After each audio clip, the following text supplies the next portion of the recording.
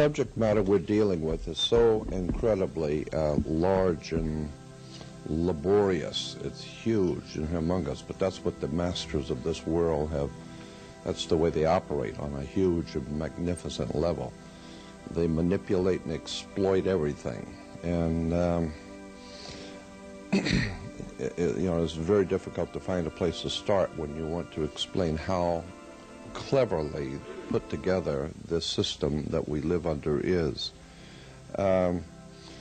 We talk about a judicial system and an educational system and a system of government. The word system it's a Latin word for, in Rome, in the ancient Roman Empire, the word system was a term used for the sewer. We still call it today a sewer system. Consequently, all the systems that we have today are in the sewer. It's filled with lies and deception and manipulation.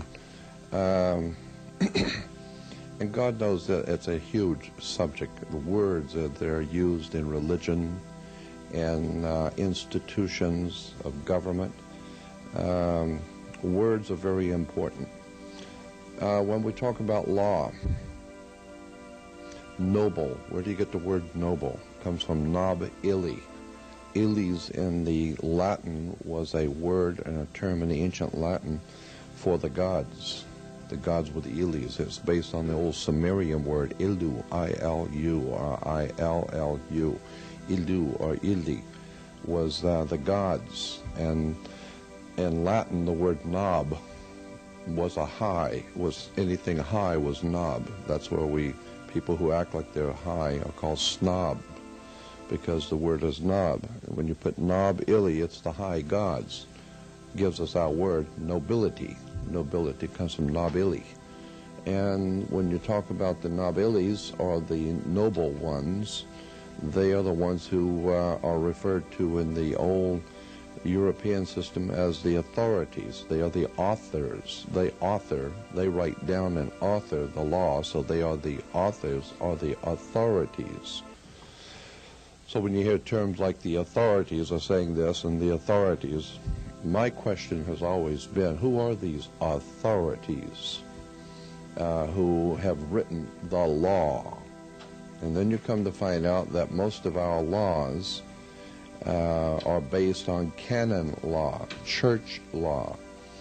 For almost 2,000 years, well over 2,000 years actually, Europe has dominated the whole world, and the Pope has dominated Europe. What you need to understand about the church is that there are two entities in one institution. The church, the Catholic Church in particular, is both a religious institution and a political one. But its real strength lies in the fact that it is a political institution. It is based on the raw use of power and the manipulation of governments, kings, rulers. And when you get into the church history, it's phenomenally interesting about how the mafia is connected to the Vatican, occultism on its very highest levels. The CIA was a Catholic institution in point of fact, because the 5 men who actually founded the CIA were members of orders within the Catholic Church. I don't know if you know this or not, but when Adolf Hitler finally concluded that they were, and the German Nazi high command finally figured out that they were going to lose the war, and there was no doubt about it, they decided they needed to get out of town. Anyone would.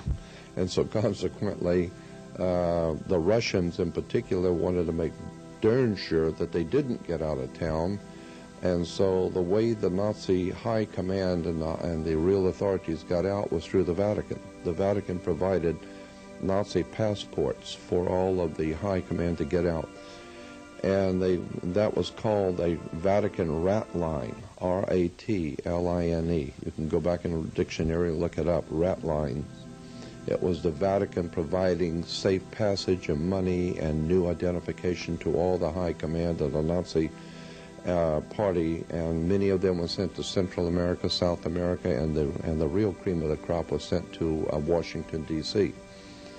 And they were. I mean, NASA. NASA is an interesting word. National Aeronautics and Space Administration comes from NASA, N-A-Z-A, NASA. And NASA goes back to Nazarene, the Nazarenes. And when you get Nazarene, NASA, Nasi, and in the Nazarene cult, I mean, I always start in one corner and just work out because there's so much to talk about. But when you get into the Nazarenes, we're told that Jesus was from Nazareth. Well, in point of fact, there was no Nazareth until the 4th century. And so Jesus would have been dead for 350 years before Nazareth even existed. But there was a priesthood called Nazarites, and it was spelled N-A-Z-A-R-I-T-E. If you look it up in a Webster's dictionary, look up Nazarite, N-A-Z-A-R-I-T-E. It will tell you in a Germanic spelling and Anglo-Saxon spelling it's N-A-Z-I-R-I-T-E,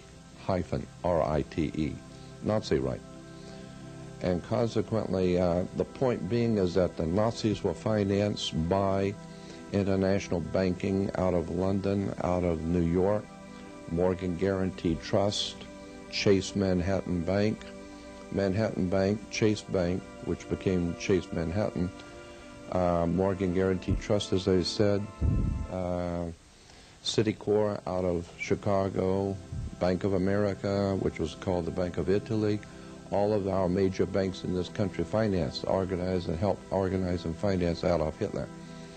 And consequently, when you start looking at how the church was involved through Cardinal Spellman to promote Nazism, fascism around the world, it's just an exciting and incredible story of betrayal on the highest levels.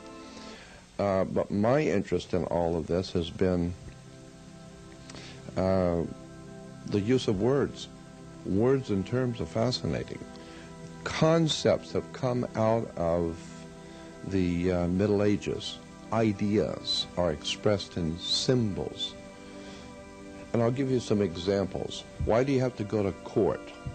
The concept now, I'm not giving you a nuts and bolts footnoted explanation. I'm giving you a general overall concept.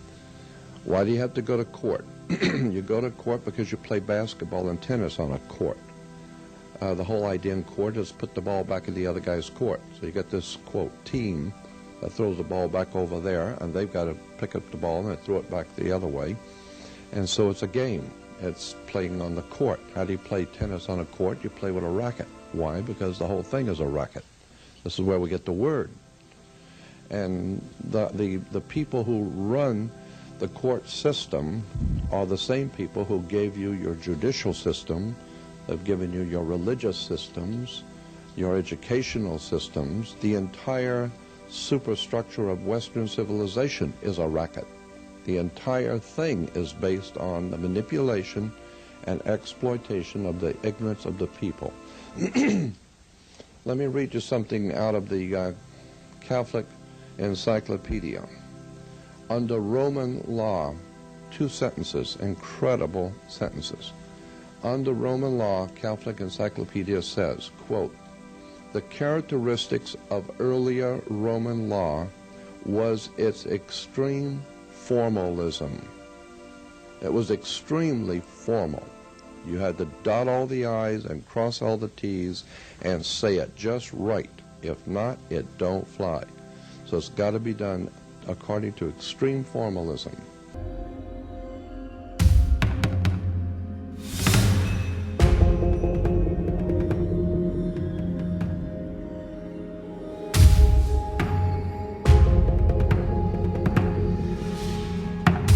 Free yourself today. We're excited to provide you with access to the most up-to-date technology and research that have successfully helped numerous individuals in the past. We're confident that they can do the same for you. Please don't hesitate to contact us if you have any questions or concerns. We highly recommend reviewing our information packet, which contains cutting-edge and proven knowledge. We believe that access to this information is important for everyone, and we encourage you to share it with your friends and family.